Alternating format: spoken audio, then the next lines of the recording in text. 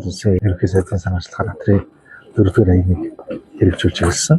25 оны 1 сарын 24-нд төсөөлөлтөөр санаачлалын тогтоолоор Атрийн 4-р аягийг хэрэгжүүлж эхэлж байгаа. За өнөөдөр одоо аж ахуйн нэгжүүдэд одоо Атрийн 4-р аягийг хэрэгжүүлэх аж ахуйн нэгж урт хугацаатай нийгэмгөлтэй нөхцөлтэй арилжааны банкны хөөсөртэй зээл олохоор шийдвэл зээлийн гэрээг одоо арилжааны банкудтай зурх ажлыг зохион байгуулж байна.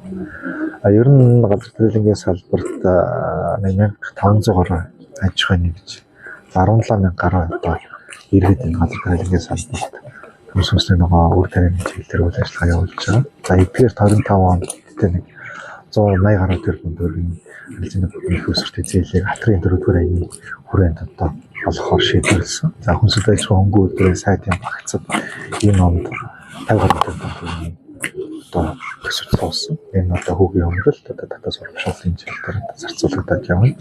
Атрийн 4-р аягийг одоо бид 4 жилийн хугацаанд хэрэгжүүлээд явах жил бүр нэг 120 тэрбум төгрөгийн санхүүжилтийн их усэр шаардлагатай байгаа. Хэрвээ ингэж чадах юм бол бид газар тариалангийн салбараа одоо зохицоор нь хөгжүүлэх бодлого эрчимтэй хэрэгжиж за зөвхөн одоо нэг цагаас авах процент хэмжээний нөлөөлөхөд зогсохгүй таримлын энерги төлөлийг одоо олшруулах байгаль орчинтой хөрсөнтэй халдгүй технологи, тэвэлжүүлэлтийн технологи, цолгоо ураншаас ногоон продукт одоо ураншийг нэвтрүүлэх, за ухаалаг газар тариалан хөгжүүлэх тийм олон нэг ач холбогдолтой дагуулга багтаасан. Нийтдээ Атрийн 4-р аягийг хэрэгжүүлэхэд нэг 5 зорилт 12 чиглэл 60 гаруй үйл ажиллагаа хэрэгжүүлэхээр төлөвлөсөн байна.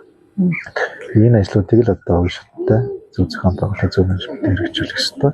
За энд манай энэ хувийн хвшлийн үндэсний тэргүүлэгч компаниудын одоо үр хөрөлцөө чухлаа гэдэг бас ташбилээ.